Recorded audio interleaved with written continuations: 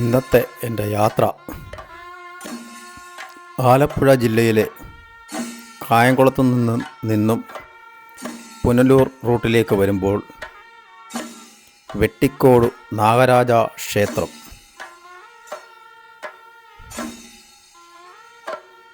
Main റോഡിൽ നിന്ന് ക്ഷേത്രാങ്കണത്തിലേക്ക് വരുമ്പോൾ കണ്ടമാണ്.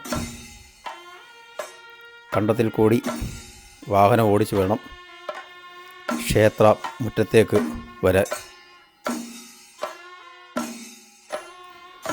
കേരളത്തിലെ ആദ്യമത്തെ നാഗരാജ ക്ഷേത്രം എന്നാണ് സങ്കല്പം. നാഗരാജാവായ അനന്തൻ ആണ് ഇവിടുത്തെ മുഖ്യ പ്രതിഷ്ഠ.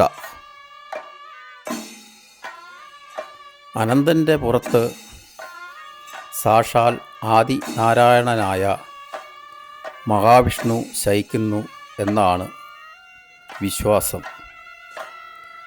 ആദിയും അന്തവും ഇല്ലാത്ത പ്രപഞ്ചത്തിൻ്റെ പ്രതീകമായിട്ടാണ് അനന്തനെ കണക്കാക്കുന്നത്.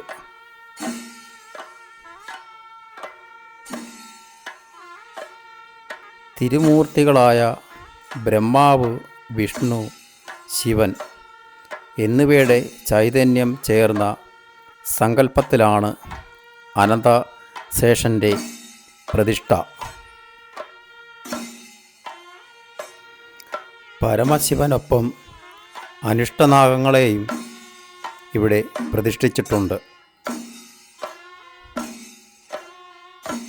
നിലവറയും തേവാരപ്പുരയും ആണ് ഇവിടുത്തെ പ്രധാന ആരാധനാ കേന്ദ്രങ്ങൾ. ഇവിടെ വരുന്ന ഭക്തരെല്ലാം ഇവിടെ സന്ദർശിക്കുകയും തൊഴുത് പ്രാർത്ഥിച്ച് മടങ്ങുകയും ചെയ്യുന്നത് പതിവാണ്. ഈ ക്ഷേത്രത്തിലെ പ്രതിഷ്ഠ നടത്തിയത് പരശുരാമനാണ്. ഒരു ബ്രാഹ്മണ കുടുംബത്തിന് പൂജയ്ക്ക് അധികാരവും നൽകി. കന്നിമാസത്തെ വെട്ടിക്കോട്ട് ആയില്യം ആണ് ഇവിടുത്തെ പ്രസിദ്ധമായ ഉത്സവം. 6 ഏക്കറിൽ വൃക്ഷങ്ങളും ചെടികളും തിങ്ങി നിറഞ്ഞതാണ് ഇവിടുത്തെ സർപ്പക്കാവ്.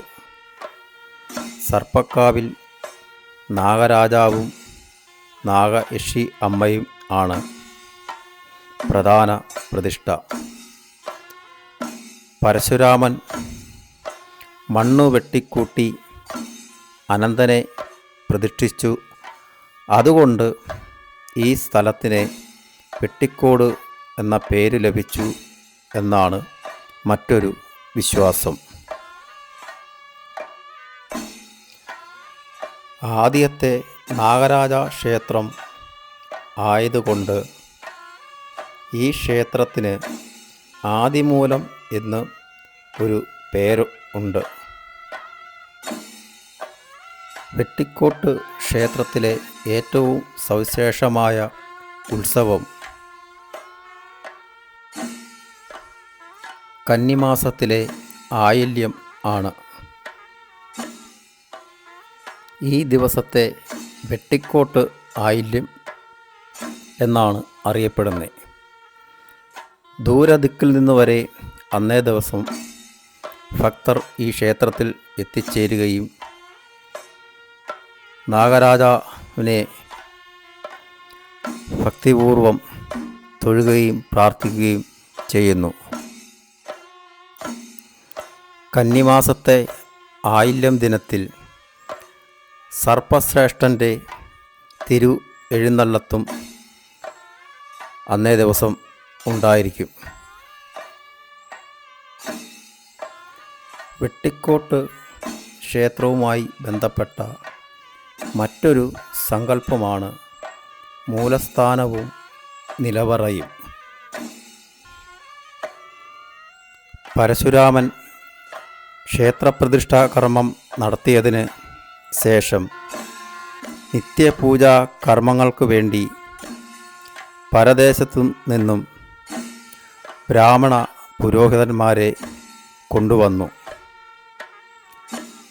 ക്ഷേത്രത്തിന് അടുത്ത് അവർക്ക് വേണ്ടി ഒരു ഇല്ലം ഉണ്ടാക്കി അവരെ അവിടെ താമസിപ്പിച്ചു.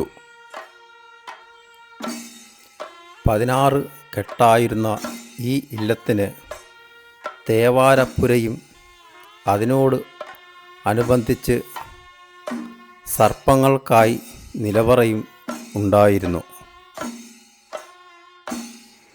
കാലപ്രവാഹത്താൽ 16 കെട്ടും മറ്റും ഇല്ലാതെ ആയാലും തേവാരപ്പുരയും നിലവറയും ഇന്നും നിലനിന്നു പോകുന്നു.